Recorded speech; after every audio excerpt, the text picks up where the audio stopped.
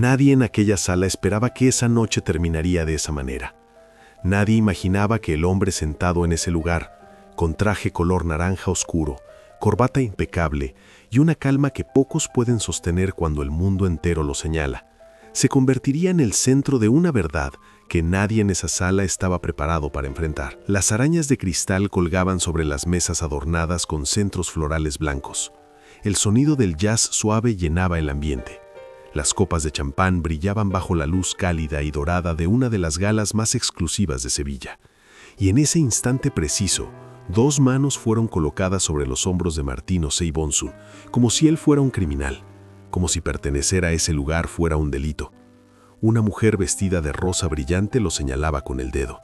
Un hombre de traje azul hacía lo mismo. Un oficial de policía de mediana edad con expresión severa y fría estaba detrás de él. Y Martín, sin moverse, sin temblar, sin decir una sola palabra, simplemente miraba hacia otro lado, con una seriedad que hablaba más que cualquier discurso.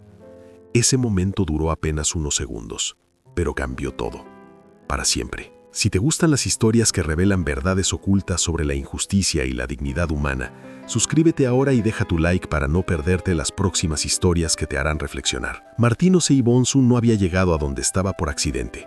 Había llegado por décadas de sacrificio invisible, de noches sin dormir, de puertas cerradas que tuvo que derribar con inteligencia, paciencia y una determinación que muy pocos en su generación pudieron sostener. Nació en un barrio humilde de Bilbao, hijo de un inmigrante ganés que trabajaba en la construcción y de una madre española que limpiaba casas para que sus hijos pudieran comer. Desde pequeño, Martín entendió que el mundo le exigiría el doble a él que a cualquier otro niño de su edad.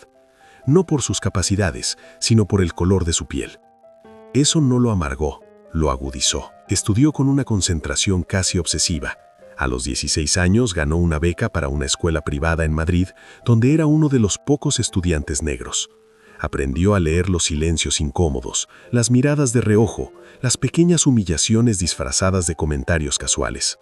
Y siguió adelante. Estudió administración de empresas, luego una maestría en finanzas internacionales en París y finalmente regresó a España con una visión clara y un apellido que, a pesar de todo, pocas personas en el mundo de los negocios conocían aún. Pero eso estaba a punto de cambiar.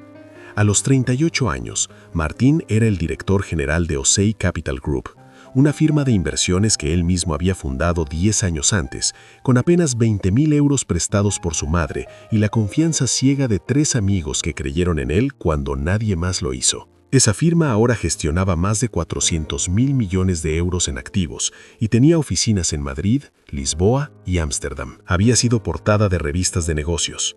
Había dado conferencias en Davos. Había sido invitado a cenas privadas con ministros y presidentes de bancos. Pero en el mundo real, en las calles, en los restaurantes, en los aeropuertos, en las galas de alto nivel, seguía siendo el hombre al que la gente miraba 2 veces antes de creerle. La Gala Anual de Filantropía de Sevilla se consideraba el evento social más importante del sur de España. Se celebraba cada año en el Gran Palacio Villamarto, un edificio histórico del siglo XIX con techos de 5 metros, columnas de mármol y salones decorados con arte flamenco y lámparas de cristal de Murano. La lista de invitados era curada con precisión cirúrgica. Solo asistían aquellos con un nivel de influencia, fortuna o reconocimiento que justificara un lugar en ese recinto. Esa noche en particular, la gala recaudaba fondos para programas de educación en comunidades vulnerables de Andalucía. Una causa que Martín apoyaba personalmente desde hacía 3 años, habiendo donado en el pasado más de 800.000 euros a distintos proyectos educativos en toda España. Su invitación había llegado con semanas de anticipación. Su asiento estaba reservado en la mesa número 2, justo a la derecha del escenario principal, una de las posiciones más visibles del salón. Llegó solo. Se vistió con un traje color naranja oscuro, elección deliberada, moderna, arriesgada para un entorno tan conservador. Llevaba una corbata oscura que equilibraba el conjunto con elegancia. Su reloj era discreto, su actitud más discreta aún. Entró al salón con la misma calma con la que enfrentaba cada sala de juntas. Saludó a algunos conocidos, tomó su asiento, pidió agua mineral y esperó que comenzara la noche. Fue Isabel Monterreal quien lo vio primero. Isabel era la anfitriona principal de la gala, esposa del empresario inmobiliario Fernando Monterreal, uno de los hombres más ricos de Andalucía y uno de los donantes históricos del evento. Isabel tenía 40 años, una sonrisa calibrada para cada situación social y una manera de moverse por las salas de gente poderosa que comunicaba una sola cosa: yo soy quien decide quién pertenece aquí y quién no. Esa noche llevaba un vestido rosa con lentejuelas que atrapaba la luz del salón cada vez que se movía y un collar de diamantes que había comprado en una subasta en Ginebra el año anterior. Era hermosa, imponente y absolutamente incapaz de ocultar lo que sentía cuando algo en su entorno no se ajustaba a lo que ella consideraba correcto. Cuando vio a Martín sentado en la mesa número 2, algo en su expresión cambió. No fue dramático, fue sutil. Una ligera tensión alrededor de los ojos, un endurecimiento casi imperceptible de la mandíbula. Se acercó a su esposo Fernando, que conversaba animadamente con otros 2 hombres cerca del bar. Le susurró algo al oído. Fernando también miró hacia donde estaba Martín, y luego ambos se miraron entre sí con esa complicidad silenciosa que solo existe entre personas que creen que comparten un entendimiento superior sobre cómo deben ser las cosas. Lo que sucedió después no fue inmediato. Primero vinieron las señales pequeñas. Un camarero que tardó 15 minutos en llevar la copa de agua que Martín había pedido. Una mujer en la mesa de al lado que desvió la mirada cada vez que él intentó establecer contacto visual para sonreír. Un hombre que al pasar rozó su hombro y siguió caminando sin disculparse, aunque lo habría hecho con cualquier otro invitado. Martín conocía estos momentos. Los había vivido cientos de veces. Sabía identificarlos con la precisión de alguien que ha aprendido a sobrevivir en espacios que no fueron diseñados para él. No reaccionó. Tomó su menú, lo estudió con atención, eligió su plato y siguió esperando. Pero la noche tenía otros planes. Aproximadamente 20 minutos después de que los invitados comenzaron a tomar sus asientos, Isabel Monterreal se dirigió directamente hacia la mesa número 2. Llevaba consigo a Fernando y a un hombre que nadie en esa mesa había visto llegar, el agente de seguridad privada del evento, un hombre de 45 años con uniforme negro y expresión profesionalmente vacía. Isabel se detuvo junto a Martín y con una voz lo suficientemente alta para que los invitados cercanos pudieran escuchar, dijo algo que heló el LAN radio de 3 mesas. Le dijo que creía que había un error con su asiento, que esa mesa estaba reservada para invitados de honor, que quizá su invitación correspondía a otra sección del salón, que sin duda debía haber habido algún malentendido en la organización. Sus palabras fueron educadas en su superficie, pero el subtext era tan transparente que incluso el camarero que estaba sirviendo agua en ese momento se detuvo. Martín la miró, no con rabia, no con miedo, con esa clase de calma que solo existe en personas que han pasado por suficientes humillaciones para conocer exactamente cuánto valen sus propias palabras antes de gastarlas. Sacó lentamente su teléfono, buscó el correo electrónico de confirmación de su invitación, lo mostró sin decir nada. Isabel lo miró brevemente, frunció los labios con una sonrisa que no era una sonrisa, y luego dijo con esa misma voz calibrada que en cualquier caso necesitaría verificar eso con el coordinador del evento antes de que pudiera confirmarse su lugar, y que mientras tanto quizá era mejor que esperara en el área de recepción. La área de recepción, la zona donde la gente espera antes de ser admitida, donde no hay asiento asignado, donde no hay nombre en ninguna lista de honor, donde se espera de pie junto a la entrada mientras los demás se sientan y cenan. Fue en ese momento cuando Fernando Monterreal, el marido, levantó el brazo e hizo una señal, y el agente de seguridad dio 2 pasos adelante y colocó sus manos sobre los hombros de Martín Osei-Bonsu. El salón no se detuvo de golpe, fue gradual, como cuando el aire cambia antes de una tormenta y los pájaros dejan de cantar antes de que caiga la primera gota. Las conversaciones cercanas se apagaron, las cabezas giraron, las copas quedaron suspendidas a mitad de camino hacia los labios. El jazz seguía sonando desde el otro extremo del salón, pero ya nadie lo escuchaba realmente. Todo el mundo miraba hacia esa mesa, hacia ese hombre, hacia esas manos sobre sus hombros, hacia esa mujer con su vestido de lentejuelas rosas apuntando con el dedo hacia él, hacia ese otro hombre con su traje azul y traga gris haciendo lo mismo desde el otro lado. Martín no se movió, no intentó apartar las manos, no levantó la voz. Simplemente miró hacia otro lugar dentro del salón, con una expresión de una seriedad tan absoluta, tan controlada, tan digna que resultaba más perturbadora que cualquier reacción airada. Parecía como si él fuera el único en ese salón que sabía exactamente cómo iba a terminar esa noche, y los demás todavía no. Lo que nadie en esa sala sabía en ese momento, salvo Martín y 3 personas más en el planeta, es que esa misma mañana el comité directivo de la Fundación Villa Marta había celebrado una reunión de emergencia. La fundación, que organizaba la gala anual, atravesaba una crisis financiera silenciosa que llevaba casi 2 años acumulándose sin que el público lo supiera.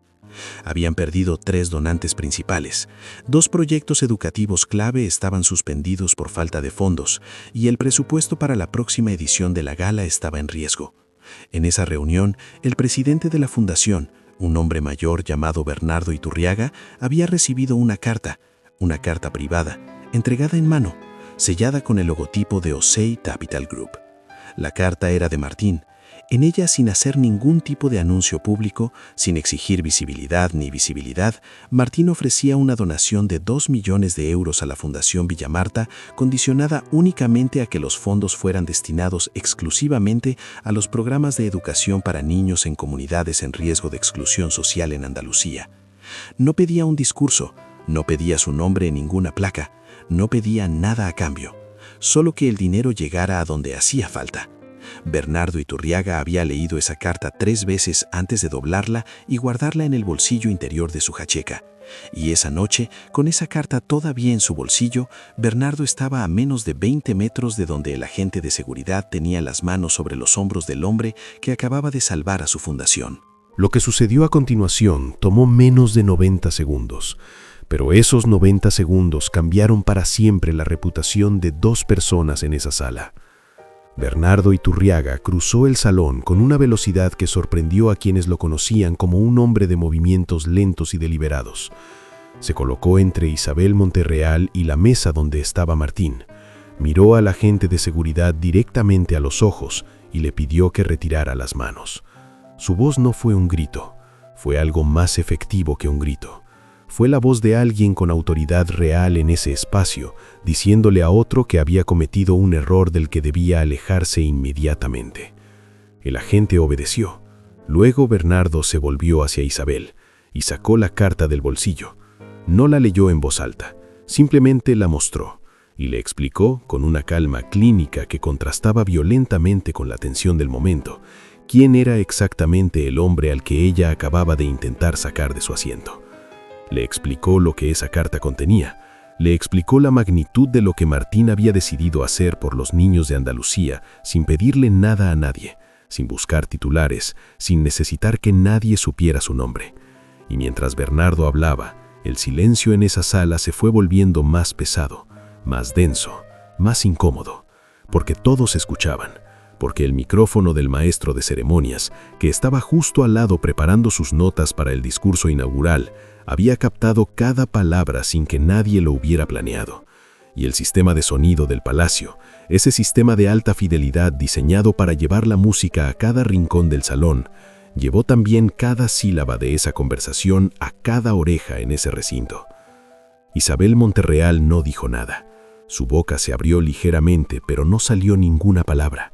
Fernando, a su lado, tomó su copa de champán y la colocó lentamente sobre la mesa más cercana, como si necesitara sus manos libres para enfrentar algo que no esperaba. El agente de seguridad dio un paso atrás y Martín Osei Bonsu, sin haberse movido de su silla en ningún momento de todo ese episodio, levantó la vista hacia Bernardo Iturriaga con una expresión que no era de triunfo, era de cansancio, del tipo de cansancio que se acumula durante años de ser el hombre más capaz en una sala y tener que demostrarlo cada vez desde el principio, como si la memoria colectiva de quienes lo rodeaban se reiniciara cada vez que él entraba por una puerta nueva. Bernardo extendió la mano, Martín la tomó, y luego Bernardo hizo algo que nadie en ese salón esperaba. Se dirigió al micrófono, y con ese silencio todavía suspendido en el aire como polvo después de una explosión, comenzó a hablar. No fue un discurso largo, no necesitaba hacerlo. Bernardo le contó al salón lo que Martín había hecho, no con dramatismo, no con emoción manufacturada, sino con la precisión de alguien que quiere que una verdad sea registrada correctamente. Dijo que la Fundación Villa Marta había recibido esa mañana la donación privada más generosa de su historia. Dijo que esa donación venía de un hombre que no había pedido ser mencionado, que no había enviado un comunicado de prensa, que no había traído fotógrafos, que simplemente había tomado la decisión de ayudar porque creía que era lo correcto. Y dijo su nombre, Martín Osei Bonsu.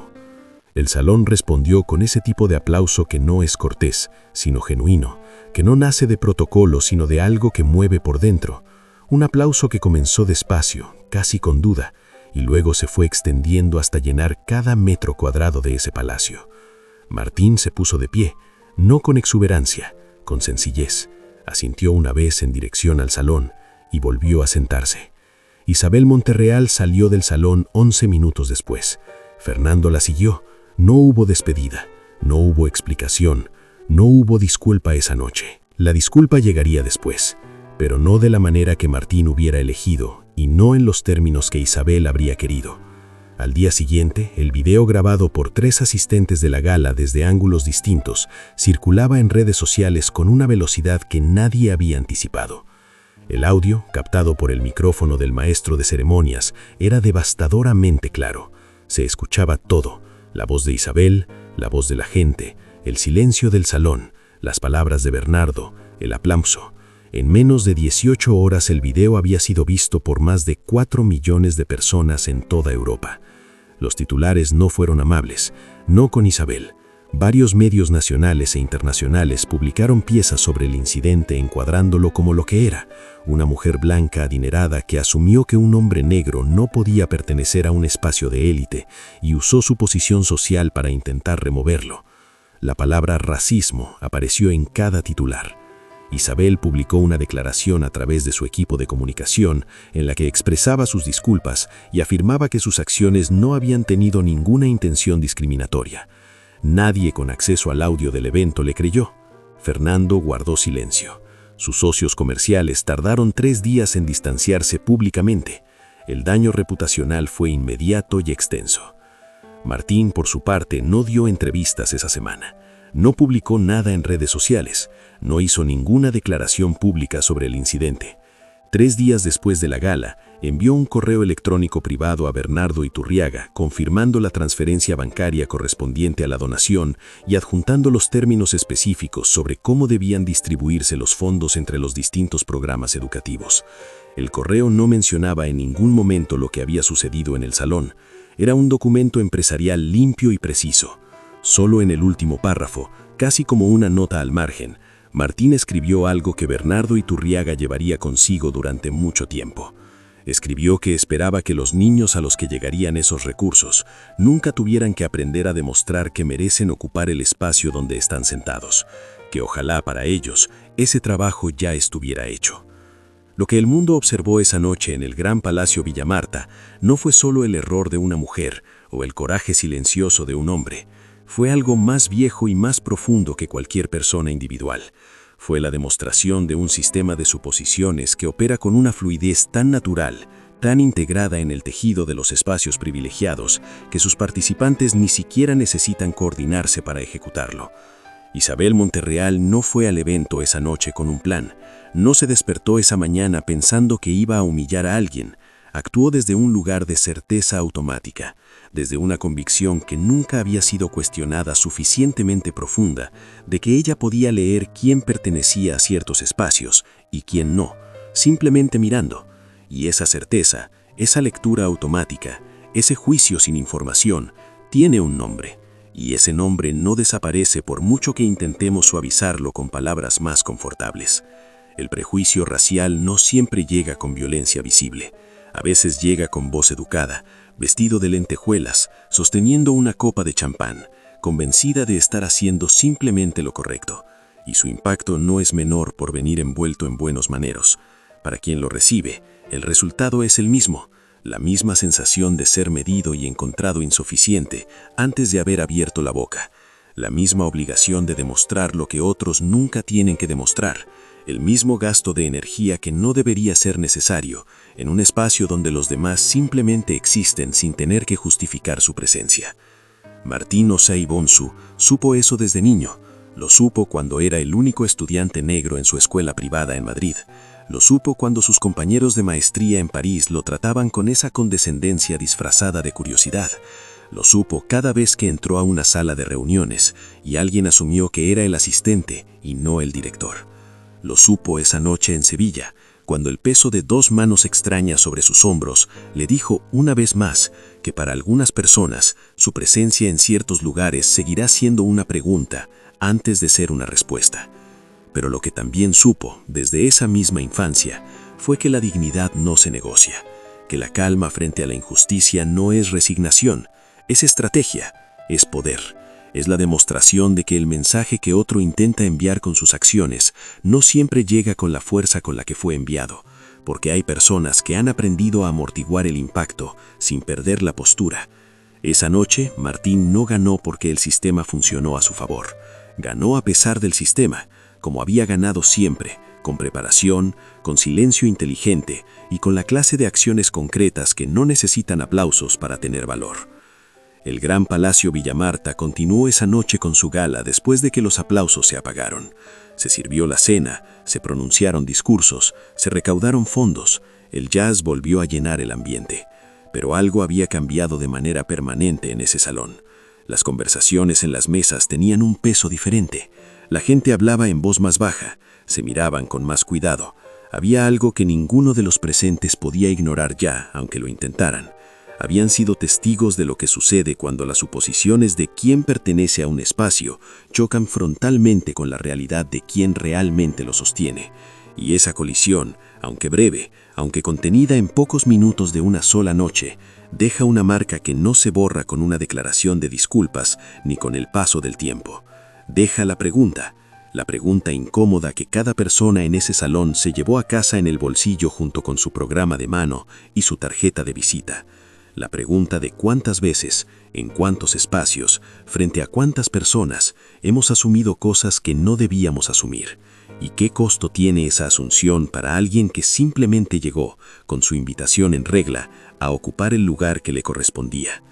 Esa es la verdad que esa noche el Palacio Villamarta amplificó por sus parlantes de alta fidelidad, sin que nadie lo hubiera planeado. Una verdad que Martín Osei Bonsu ya sabía, que muchos saben desde hace mucho tiempo, y que el resto del salón esa noche, por primera vez quizá, no pudo fingir no haber escuchado.